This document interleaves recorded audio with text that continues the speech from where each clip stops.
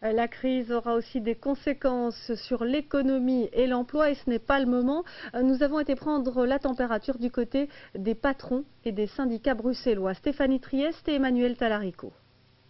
Elle le martèle sur tous les tons, les grandes, moyennes ou petites entreprises, comme dans ce centre d'affaires à Forêt, on ne peut pas se payer le luxe d'une crise politique.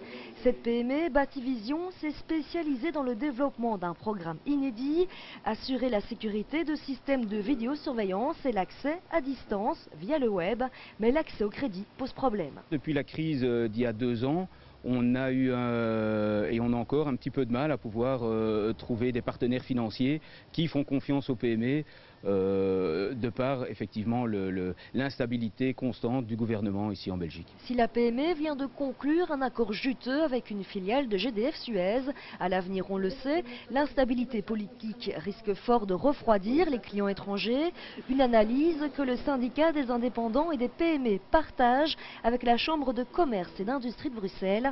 La capitale, tournée vers les services et l'étranger, serait particulièrement victime de la crise. 63% du chiffre d'affaires des entreprises à Bruxelles se fait avec l'étranger. Donc effectivement, plus qu'une entreprise traditionnelle, la détérioration de l'image de marque de la Belgique et de Bruxelles en particulier est dommageable aux entreprises à Bruxelles. La capitale, premier bassin d'emploi du pays, doublement touché par le blocage des négociations sur BHV, car privé de refinancement, une bombe à retardement selon la FGTB. Bruxelles va devoir faire face à une augmentation démographique très importante, notamment dans ces quartiers populaires.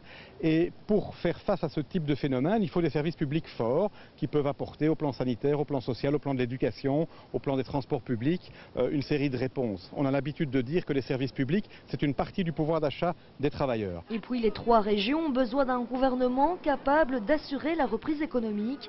Les mesures anti-crise, comme le chômage économique des employés, expirent le 30 juin. Pourra-t-on les prolonger? Rien n'est moins sûr. Le monde politique globalement aujourd'hui fait preuve d'irresponsabilité.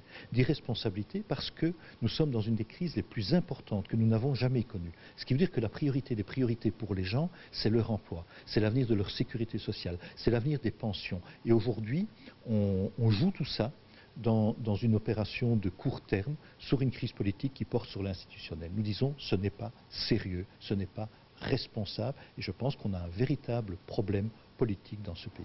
En cas d'élection anticipée, les citoyens en payeront bel et bien les pots cassés.